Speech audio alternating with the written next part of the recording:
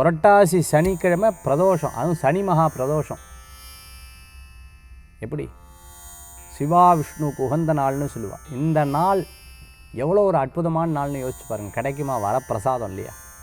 அந்த மாதிரி ஒரு நாள் இன்றைய தினம்.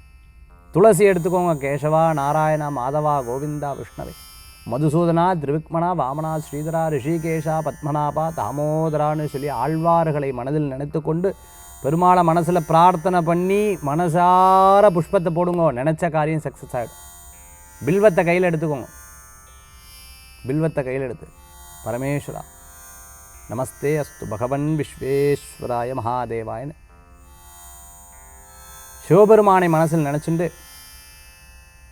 மனதார பிரார்த்தனை பண்ணி சிவசிவா, சங்கரா, மகாதேவா, பைரவா அப்படின்னு சொல்லிட்டு நல்லா பிரார்த்தனை பண்ணி மனதார பிரார்த்தனை பண்ணி அவர் பாதத்தில் போடுங்க.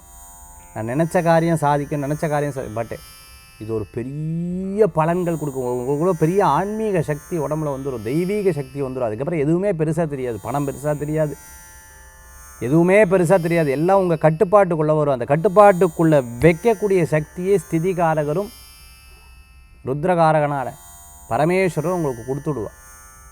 அதனால் அதுக்கு உண்டான அற்புதமான நாள் சனி மகா பிரதோஷம்.